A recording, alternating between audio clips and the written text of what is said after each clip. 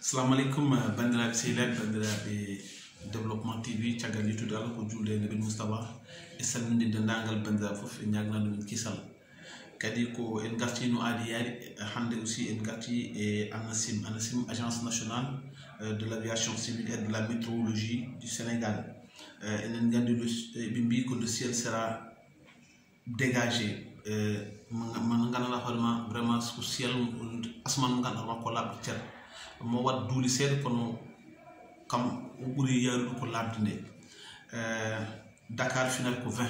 ñalle 26 degré, Saint-Louis final ko 19 ñalle 30 degré, Podor final ke 30 ñalle 46 degré, Matam final ke 33 ñalle 45 degré. Tendance o dogat ko hakkude 40 degré et 43 degré. Feti ko ha hande nguliki ne waɗa persister à l'intérieur du pays. So ɗum ɗon yawti enen paye ko wiyete ko ANACIM onon gandi woni holko hakkillaji mbawi tongude le 20 mai 1855 ko Fara Penda Adama Sall Mbodj kanko waɗa intronisé BRAC du Waalo e ko kanko watta lamɗo Waalo. Le 20 mai 1856 ko nden waɗa créé premier tribunal musulman manam premier tribunal julɓe taw waɗa créé ɗo e Saint-Louis ko le 20 mai 1856 wonno premier qadi o ko Tamsir Hamad Ndiaye o yetete ko Anne. Le 20 mai 1957 premier gouverneur au Sénégal taw ke cadre de l'autonomie interne. Donc quand on donne quand on est vice-président du conseil du gouvernement, premier gouvernement au Sénégal a créé, le premier gouvernement a créé au Sénégal, donc le gouvernement autonome au serré l'âme tout le créé le 20 mai 1957. Et dans le gouvernement, le chef gouvernement, le vice-président du conseil du gouvernement, il y a encore 10 ministres. Et on s'est mis le 20 mai 1957. Tchatal Madjoum que le 20 mai 1962. 20 mai 1962, cardinal Tchandoum,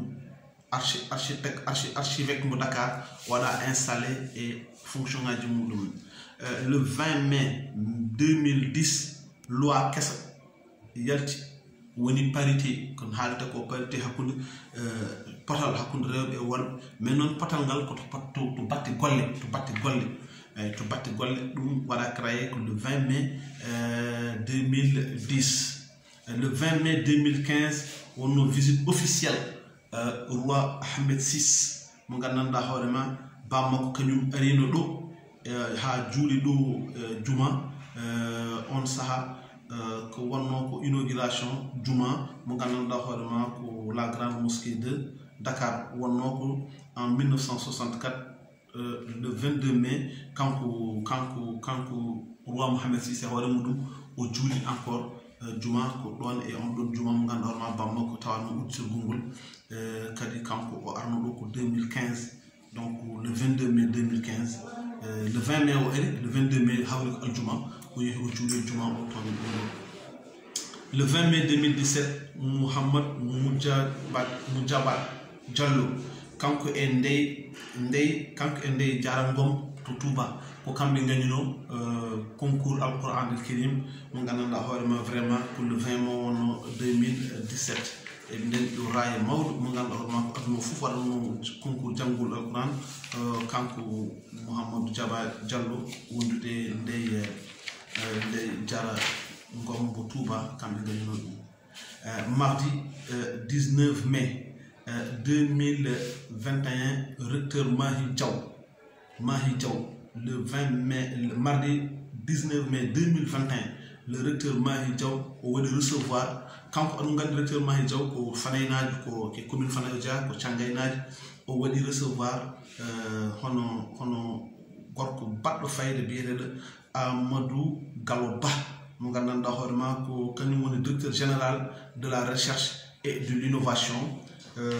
wondude délégation mawɗo mo ganduɗa hoorema ɓe garno ko wadde visiter condition ngaji ɗi gandanɗa hoore maɗi ko hen enseignant ɗi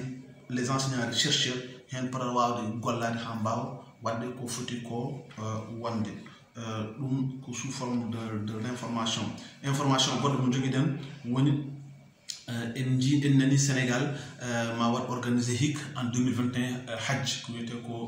hajjoji makka donc anen gandi rawani waɗen sababu ni coronavirus somi hik alhamdulillah rabbil alamin ma ɗum wat donc ko ɗum ɗo joguiɗen comme information enen payi maintenant e ko wiyete ko la situation du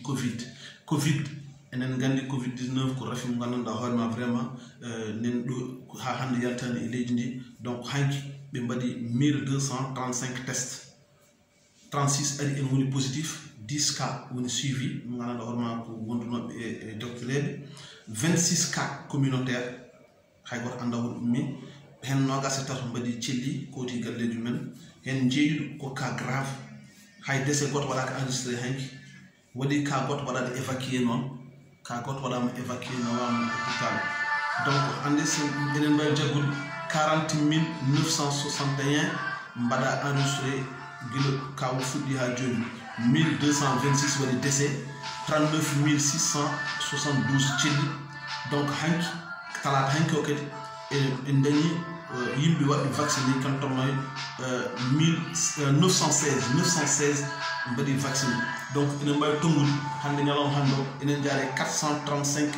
504 personnes waɗɓe vacciné e nder Sénégal gasnirten tan ko hanki en kalin ɗum hono ceerno men ceerno Tayib Sy omo jogori wadde ziyara